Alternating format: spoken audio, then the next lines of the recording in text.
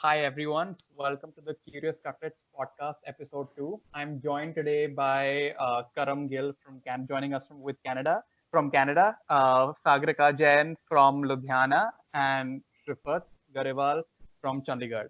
Guys, can you take a quick second and introduce yourselves so that everybody knows what you do, where you're from? So I'm connecting out of Calgary, Alberta, Canada. I work in basically the custom building space here in construction and real estate. I'm pretty interested in politics, and it's good to connect. And hi, I'm Sagrika. I'm from Ludhiana. I'm currently working in my family business, which is in textiles.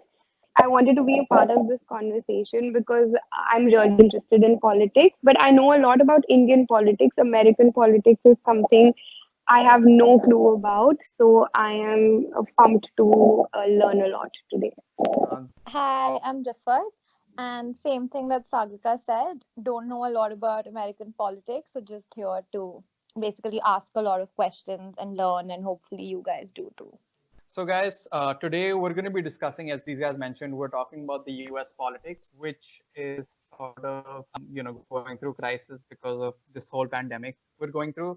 And a lot of things got cleared yesterday since Bernie, stepped out, and Biden is now the Democratic nominee. I'm just going to start with asking questions from Karam. What do you think is the situation with the Democrats and Republicans? And if you can give us an overview of what you think is going on in the US, because you're closer, like geographically. Honestly, I think the Republicans they have it more together right now. The GOP they're pretty solid in the sense that they have a focal point for leadership. They have a focal point for the issues that they want to sort of put out to the American public. The DNC is a little bit of a mess. It's been a mess throughout the debates with different candidates espousing pretty different philosophies on what they want to see the country look like. And you see that now with Biden sort of, he doesn't want to miss out on the votes, the Bernie voters, which are a lot of young people. And he sort of delivered a message yesterday where he was trying to profess sort of a unity within the DNC, where he wanted to take some of those viewpoints that were popular with younger voters, but he hadn't actually professed in the election. So yeah, he's sort of playing both fields right now. Got it.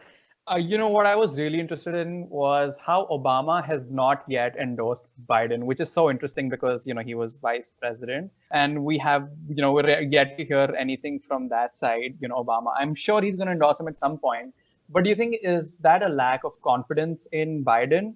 Is that because he doesn't think he's up to the mark? Because I know he's quite old, I don't know if he's older than Bernie, but he's just as old, I think. That's my only thing with him, right? Like, that's my only point of not being very confident in his candidacy. I think he's as conservative as you can get as a Democrat. And I don't think he could really come out with that under the Obama presidency. I mean, I don't see him necessarily agreeing with things like Obamacare. He's you see Biden winning in essentially conservative strongholds. So I don't know how well that's going to translate when it comes to the actual election, because he's winning seats like Carolina and Texas, and not necessarily liberal bastions like California. So it's hard to endorse a conservative Democrat in that sense to be effective in this election at all. And I think Obama is looking at it in a similar fashion.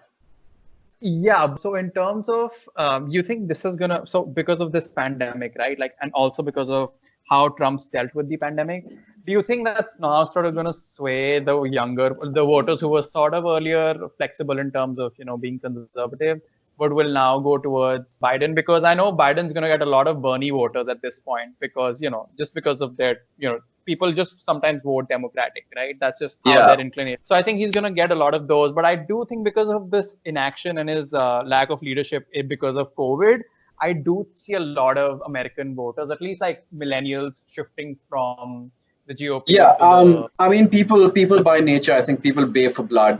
People want to put their leaders under a guillotine when they get the chance.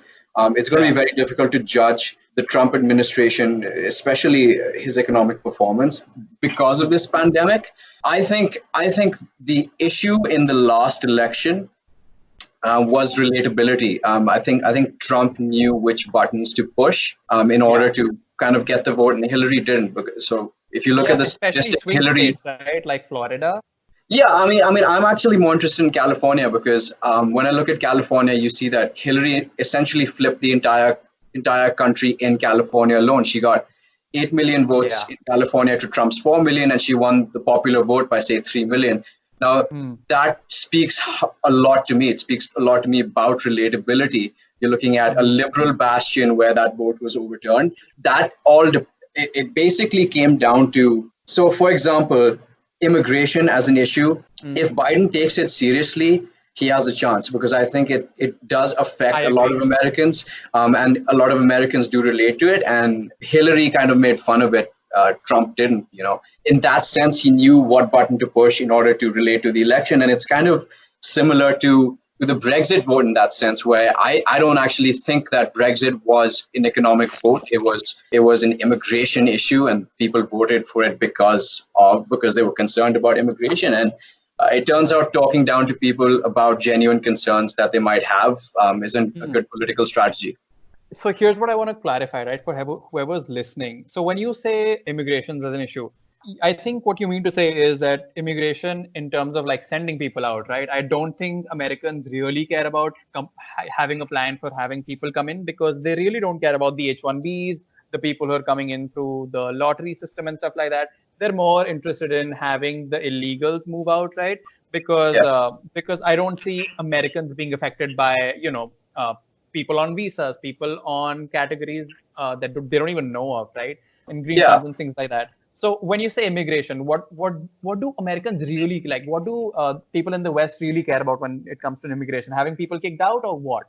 Illegal immigration has been a big issue in the United States in any case because you Hmm. have you have a pretty porous border wall from the Yeah. south, and so you have so many states that connect to that border wall. You have Southern California, you have Arizona, you have Texas, you have the Arizona, you have the entire Gulf of Mexico essentially that is pretty porous. And Yeah. I think it touches on even cultural issues that people don't want to see what they perceive as their cultural identity being eroded in any sense. Funnily That's enough, true. it's capitalists like Trump actually benefit from illegal immigration because it's beneficial to them to pay lower wages. Yeah. Like a lot of there was this study that said about 70% of his workforce, at least when building the Trump towers and all of those real estate establishments, was Mexican. And he's the one who profited off of that, and now wants to pander to the Midwestern vote, and at least claim that he's gonna find a way to get rid of these people. Yeah, And yeah. and we know with Trump, right? Like there's such a gap in what he says and what he does. So what do you have to say about that? I think he's played a smart political game. I think that when you're at that level of politics, and one day something's a big deal, and the next day it's just not. Everyone forgets about it. Yeah. I don't think he's really judged on his true performance. Okay. Interesting that you bring that up. He's Yeah. he's a pretty charismatic guy, like, and people that support him, and like, if you I think if Biden needs to be really really smart if he's gonna upstage Trump in that regard. True, but I don't think he's doing a good job so far because I was hoping that because of the scenario right now, this unprecedented situation everybody's going through, I would hope that he would say, Trump, you know what, like let's put our differences aside, let's come up with a plan, and we're gonna fix this together, right? Like screw politics and let's Yeah, put that aside. But he's not done that, and yeah. not it's not come from his side either. So I'm starting to feel like there's not enough being done from that end also. You were mentioning that issues are a big thing one day, However, and yeah, I go just ahead. want to butt in. Yeah, what you're saying, I agree with it. But you need to also take note of the fact that they passed the $2 trillion bill unanimously, and that maybe almost never happens, right? Like that went off smoothly. Because we have a common enemy right now because this isn't political, right? Like Americans, regardless of their political inclinations, are affected. So But, this, well, I let me feel just like, was gonna go. Yeah, go ahead, Karam. let me just like I'll make a quick point here. Like, that's an interesting point you're making about like putting politics aside and kind of being unified on this front. Um, but it's also worth exploring how far you're willing to go with that. For example, there's a company called 3M. I don't know if you read about. So it's an American company that manufactures masks. So they make masks for like festivals. They've been making masks for years, and obviously now they're really helping out with the COVID crisis. So Trump actually ordered them not to send masks into Canada, right? To maintain masks, to keep their masks in the United States for the American people. So what's your sort of take on that? I think given that America's got like 400,000 cases. Yeah, so I think this was something that he's expected to do, right? Imagine, because Indians got really, it was a similar case in India, right? Like in America and other countries were demanding hydroxychloroquine, because it's one of the drugs that's not entirely been proven, but, something people are using in there. So anyway, I was saying that Indians got really infuriated that, hey, Modi, how can you send a lot of this stock outside of India when we're probably going to need it, right? Like maybe we don't need it right now, but we're eventually going to need it. I think there was essentially, I think, logistical planning in terms of, hey, this is what we're going to need. This is what we're going to be able to export, right? With America, I think he's so certain that it's going to get worse before it gets better that there was no way, like public would have been so furious that we already are falling short of masks. What I heard from one of my cousins, right? He's a physician in the US and he actually treated the first few cases in Chicago. And he said that the medical equipment situation is not the greatest right now. Obviously, the people in the COVID wards are well equipped, but it's going to start eroding. And this was a conversation I had 3 weeks ago when they were about at like 600 deaths. It's crazier now, right? So I think that wasn't even a political move. I think he had to do that because it would have just been a Do you not think that was hypocritical of him? I mean, I think it was optics. I think, yes, that's what I think, right? It was optics, because imagine if he did. Imagine if he was like, okay, you know what? I'm just going to make money. Let's just make money off of this. Like, let's have American companies make money off of this, right? It would have been so disrespectful of to the American people that we're willing to put profit over the supply to the American. This is what I mean, though. When I say that he's like, whatever he is, he's actually politically really shrewd. Because 3M's actually been approved to deliver masks like 2 days later, but it became a huge thing when he said no. And I think that's going to give him so much support from the American panhandle, right? I agree. You even had people from Canada saying like maybe he's doing the right thing. Yeah. So I didn't know of this, right? So he did approve the consignment to go through the couple of days later. Yeah. So a couple of days later, he approved the consignments to go through, but like.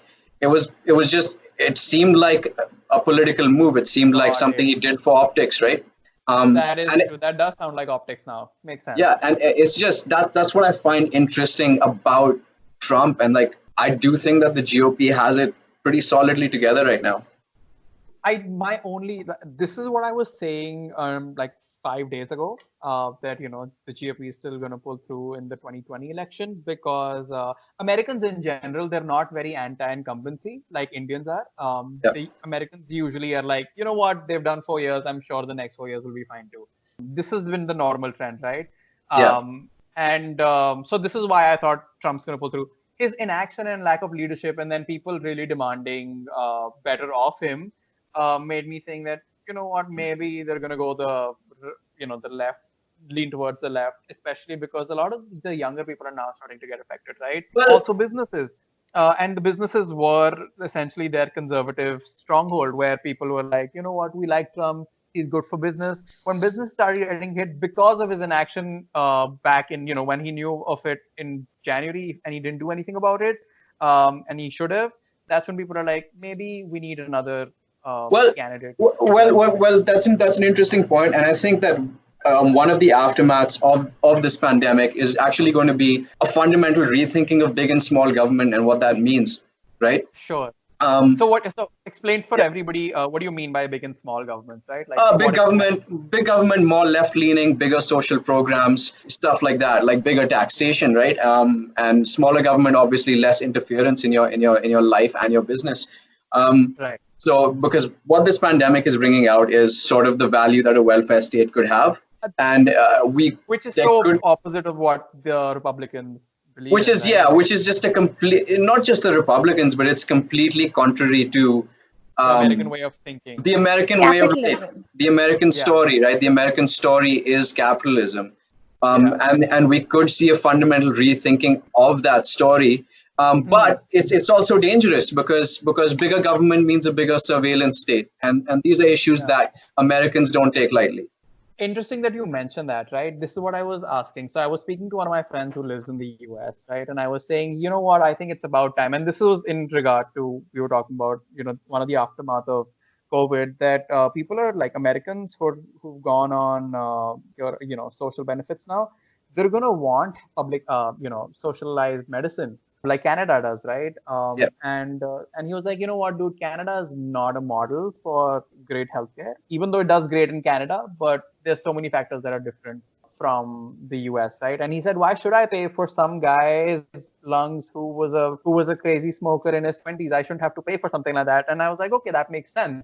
But does it really make sense, when you're in a situation, because disease and, calamity doesn't really alarm before coming, right? So I was so interested in that. I feel like it's going to change now, right? Because and especially when Trump said coming into his presidency that he's going to repeal Obamacare, which actually never really happened if you read about it, right? It was a disaster. It was a disaster. But did you think that he had a better plan in mind? And also, did he have any plan in mind? And if he did, can you explain? He had the pharmaceutical industry in mind. That's what he had in mind. It's like, I mean,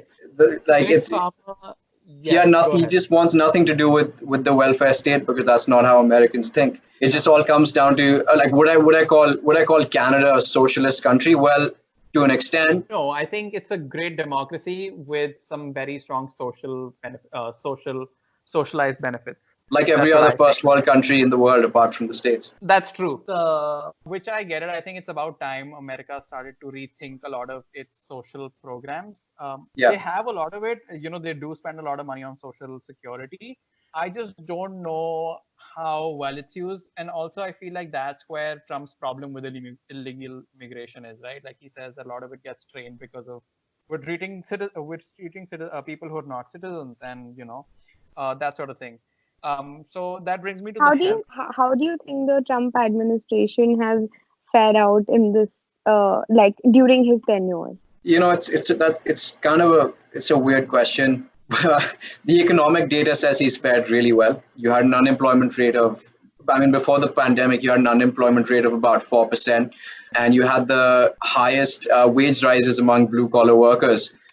So he was actually performing quite well on that front, home economic front. As far as his diplomacy goes, his international diplomacy and power plays, realpolitik, geopolitics, I think he's left a lot to be desired. So here's what I think, right? I feel like Trump gets a lot of credit given to him. I feel like the economy was going in that direction when Obama left off, right? Like I think he got credit for a lot of the things that Obama had put in place. So I don't know, not entirely. I would say it's probably like 50-50. I think it's 50% his efforts. Of course, he got a lot of businesses back into the US, a lot of manufacturing back. There were some plants that came back to a lot of places in the Midwest. He prevented a lot of American companies going abroad. So that was great, right? But I do think overall, the economy was in that direction already before he took office, right? That's a valid point. It's really that's something that's really difficult to judge. It's very valid. I'll take that. Exactly. But that's the thing about economic steps, right? They do take their time to actually. The impact comes a bit later. There's a lag. Well, a big part of our politics here in Alberta is oil and gas, and something and in that sense, a Trump presidency is actually a lot better for the Canadian prairies in that sense. He's pro the Keystone XL, and that would be a huge boost to our economy. So he's loved and hated. Yeah, I mean, Karan, I want to get your insight on the USMCA. Which was signed later, towards the end of 2019. Yeah, right? Which was essentially just a modification in the NAFTA. What do you think? Is it better for Canada? Give me your perspective, right? We will figure out how it is for America later, but I want to hear, as a Canadian, what do you think? The free trade agreement? Yes, the one that was signed towards the end of 2019. It's really good. It's sort of like the Eurozone, where you have you have free trade, free flow of goods and services. It has created obviously problems on the southern border with the United States, but the Canadian American economies are integrated to the extent that it's something that's a necessity. You have the car, the automobile industry in Ontario that's hugely reliant on the American Midwest, and then you have pipelines and the Canadian prairies that, of course, go through the American West and down into the Texas Gulf, and then Silicon Valley and the Greater Vancouver area as well. So the economies are just extremely integrated. So it's an important agreement. Yeah. So in general, what do you think, right? Like, when does Canada do better? When there's a Democratic, a government, or when there's a Republican president? Depends which part of the country you're in. Okay. So Alberta would do better with a Republican president, for sure. Of course, that makes sense. So the provinces it's such a huge country that the cultures and outlooks that people have towards what constitutes Canada is extremely varied. And it is like the US in that sense. The Western US and Eastern US are just hemispheres apart. Yeah, that's true. I want to get into gun safety, right? Like, because I think that's one of the more defining differences between the left and the right in the US across a lot, What do you think? So I think Biden, he wants to institutionalize gun ownership and stuff like that, right? Yeah. Not entirely ban it, because I don't think that can happen in America ever. I don't think it should. I think it's a very Second Amendment. Yeah, Second Amendment is a huge part of their culture, also their being. And Trump is, I think he's, the NRA has him in their pocket. So what do you think about that? Do you think, given that the demographic is now going to be very different, who's voting, there's going to be a lot of younger people voting who've been, scarred with issues like the school shootings in Florida. Well, significant. Well, if you're looking at gun control on any meaningful level, it sort of died when Bernie lost the nomination. Yeah. Biden isn't actually going to be too hard on the NRA, and he's said that pretty openly himself, because he knows that to be super hard on the NRA is going to lose. He's going to lose votes in the American heartland. So it's a really tough one. Obviously, you need common sense gun laws. We have them here in Canada, where there's a 2-week cooling off period before you can actually own a firearm, with limited magazine capacities as well. You don't have that in the States. They should have it. It's an issue that needs to be dealt with quite sensitively and needs to be lobbied and sort of sold to the American public quite sensitively. Got it. So here's what I want everybody to get, right? Like, I know you're somebody who's also against full ban on, guns and. Here in India, it's so different. Like, we see it so differently. We're like, why do you need arms and guns and stuff like that? Because that's something that has not been a part of our culture, at least formally. A lot of people have it, and a lot of people are licensed for it. It's just, as a common folk, it's not common to have guns and firearms and stuff like that. So what do you think is the argument that the West has for just having firearms in their possession in the first place? Well, Lou, there's two different ways to look at it. There's a day-to-day way to look at it, and then there's also the idea that appeals to a larger political ideology. So one of the first things a government does when it tries to turn totalitarian is disarm its populace. And this has been seen throughout history. Yeah. It's about the fundamental right to defend yourself and your family. Now, if you look at somewhere like Alberta, where you have large prairie tracts, you have large farms and large ranches, right? Mm-hmm. Rural crime is a pretty serious issue, and if you don't have stand your ground laws on the prairies, it's actually turns out to be quite dangerous sometimes. We had a case of a family sort of defending themselves with firearms about a couple of years ago, and injuring some sort of intruders into their home, and they had to go in for a big trial. Whereas I think it's their fundamental right to be able to protect their family. You do have that in the States. You wouldn't have the same trials and same problems in a place like Texas. True, but I feel like you can make that argument, right? Like, if nobody has guns, and also I feel this is what I used to think for the longest time, right? Like, when the Second Amendment was put in place, which was centuries ago, right? Or at least a century ago, it was different. Governments were able to track you down. Governments who would turn against the the public all the time. It would happen all the time, right? Oh yeah. That was then. This is now. I think. Do you think we're still living in the same world where? No, absolutely. So. No, so when I was talking about the totalitarian state, that was sort of the idea from like as to where it came from. That's no longer Exactly. valid now because the state is too powerful. But when you're talking about day-to-day affairs, let me put it this way: you don't think you need a gun until the day you do. That's true. I mean, I agree with that.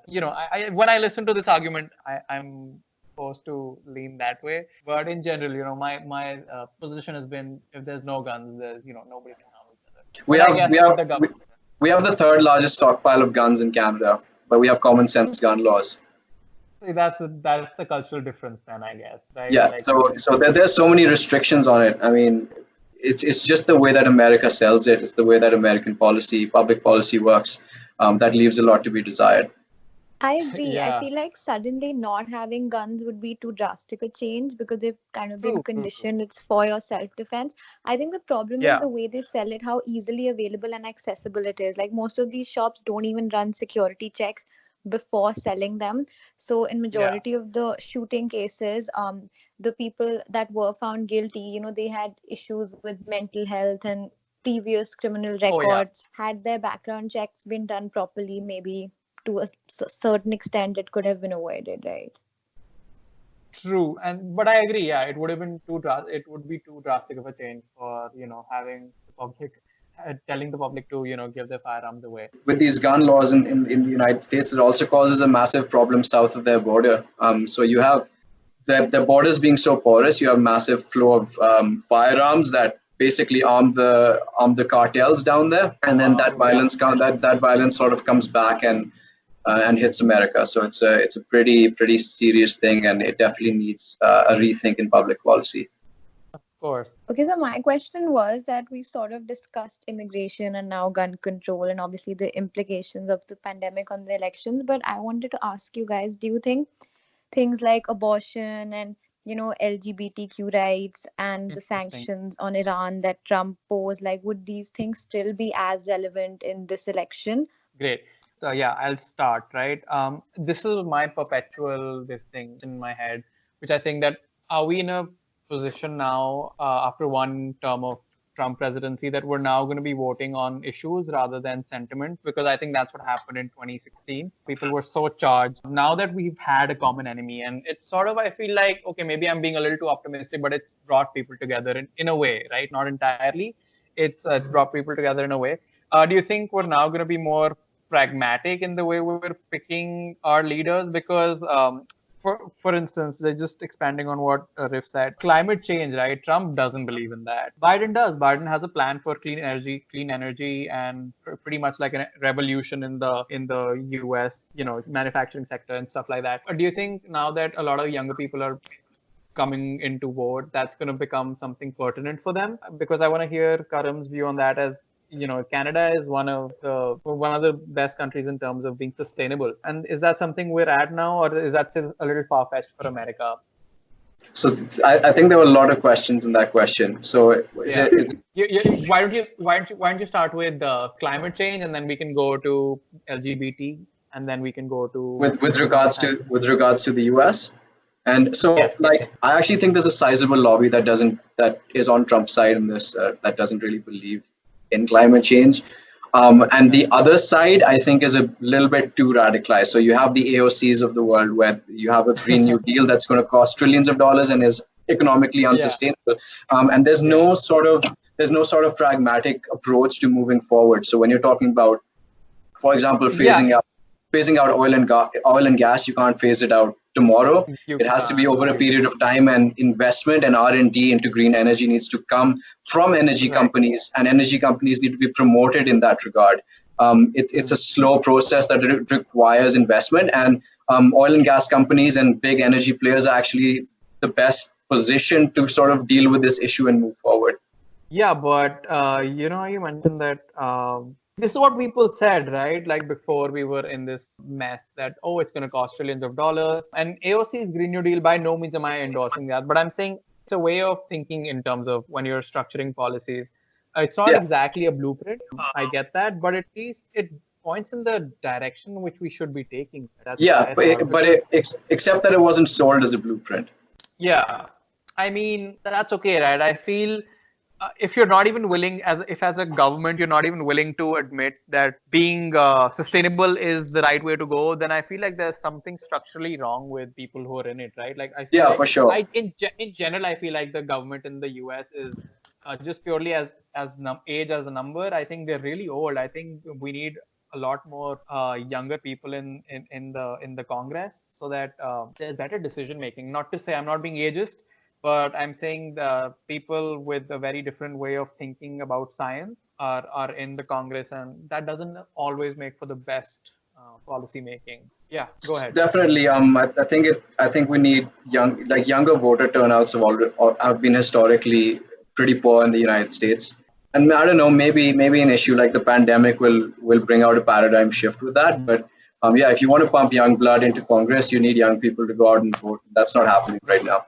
That doesn't seem to happen. So, in terms of social justice and LGBTQ rights and stuff like that, right? The Republicans are infamous for not really giving attention to that, or in Yeah. fact, actually being opposed to that.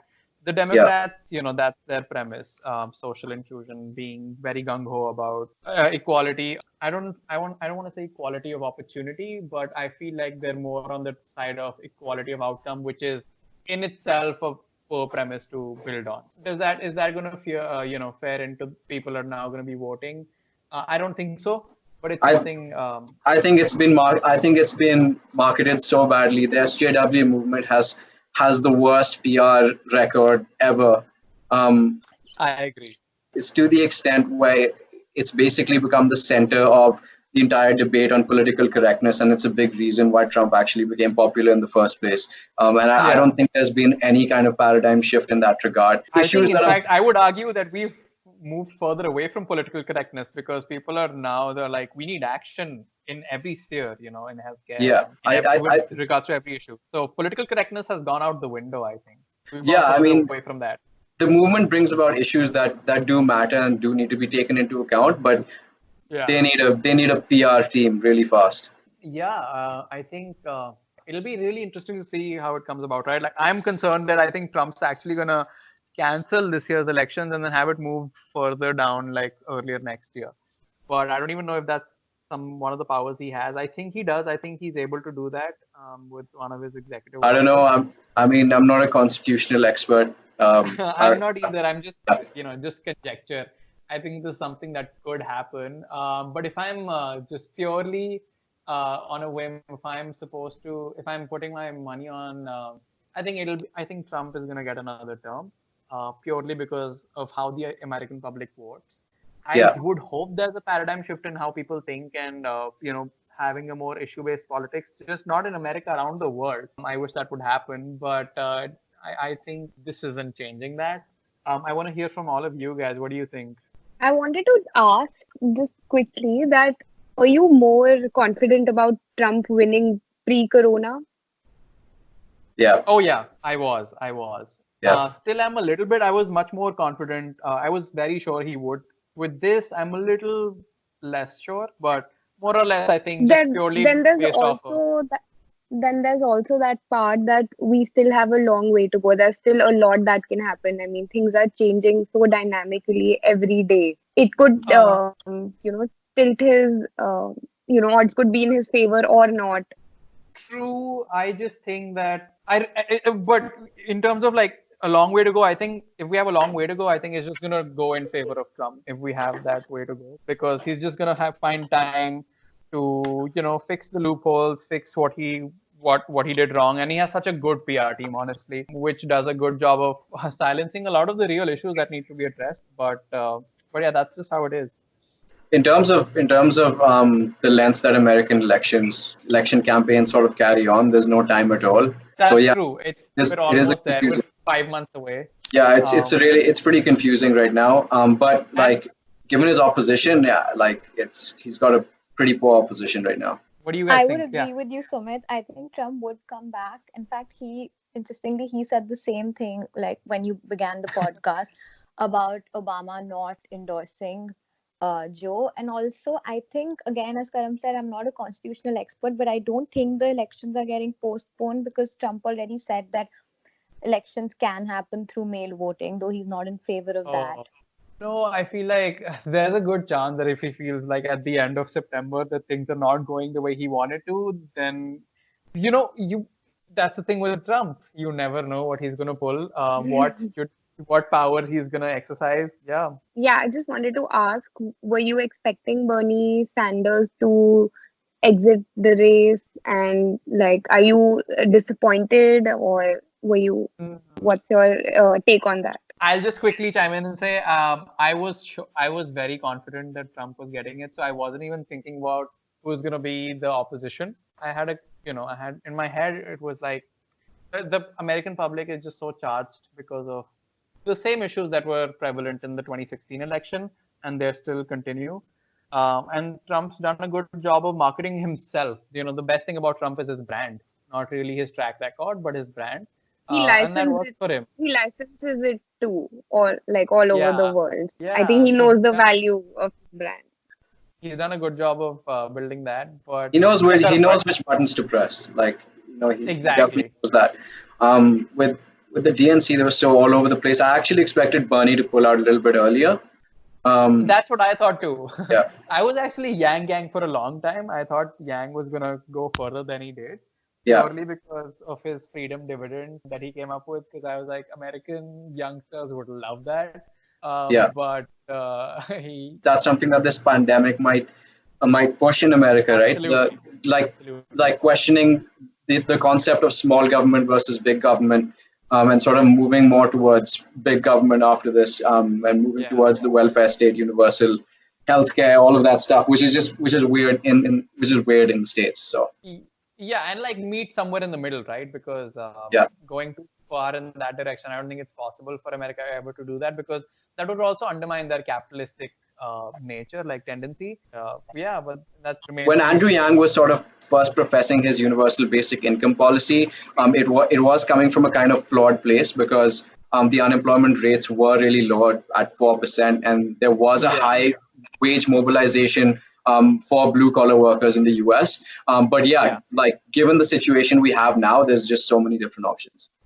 Also, I think it's important to mention that just purely looking at unemployment numbers is kind of flawed, because a lot of people are working 2 3 jobs in the US. That's what I was reading about. A lot Yeah, of people's accounts, right? So that doesn't, like, if you're looking at it in an insular way, that doesn't really help. But I yeah, get what you mean, right? Like, purely if somebody was to look at objectively, they were thinking that unemployment is really low. We don't really need to dividend. And America's premise is that it makes people lazy, giving money away. That's probably going to change now, because they did that. There was I think they had a $1,200 check for everybody under making under $70,000, I think, or $60,000.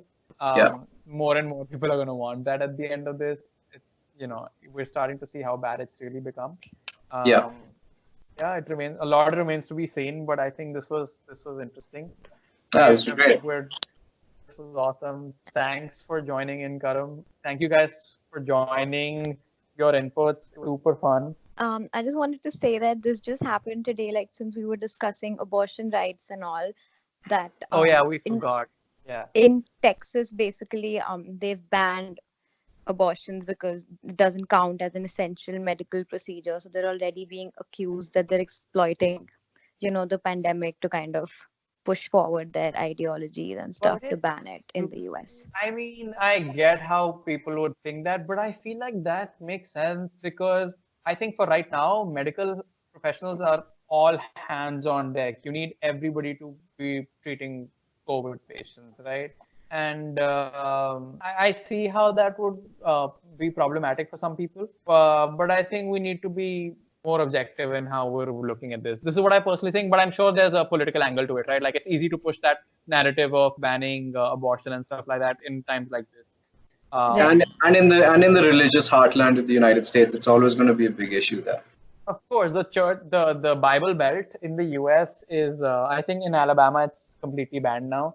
Um, I think we're gonna start seeing that crop up if Trump goes on to his second term. I think it's gonna happen in another few states. Uh, but uh, but I think, yeah, this did make it sort of logistically easier for them to put a stop to that. Yeah, I think this is, I don't think religious thinking is going to go away in America anytime soon. This is what I Yeah, generally think, that exactly. Americans really like their president to be a good Christian. I think that's just how it's been culturally. Not saying it's wrong or right. I just think that's how it's been. And I don't think that's going anytime soon. I think so. Yeah. Whoever's the president, and he really needs to understand his audience, knowing who he's they're dealing with. My only thing the only good thing with Biden, I feel, is that he served in the Obama administration, which had really good experts, right? Like Obama, one of the best things with Obama was crisis management, right? Like when there was a crisis, he would get the best people on from everywhere, put a team together, and then have a blueprint running, and all hands on deck. Trump doesn't really do that, because I feel like there's a lot of arrogance in terms of how he sees situations. And also, America in general was really arrogant before, because they underestimated how impactful COVID could be. So, we're in a situation where there is over 450, I think, 450,000 people positive COVID. So, yeah, I think this might have changed this whole fiasco might have changed some people's perception in terms of who they're going to be voting for, but I think more or less Trump still has it good. But let's see if it gets worse, and the people start moving towards that direction. Yeah, agreed. Yeah, I actually feel even this could just sway voters in Trump's favor as long as he's gonna send them their stimulus checks. I I mean, think so too. yeah, because I don't think any governance or any lockdown can actually control the spread of the virus, right? Till a vaccine comes out. So now That's not what the governments point. can do is I think how lead you'll support your businesses and your citizens financially as true. well, because more people will get bankrupt than they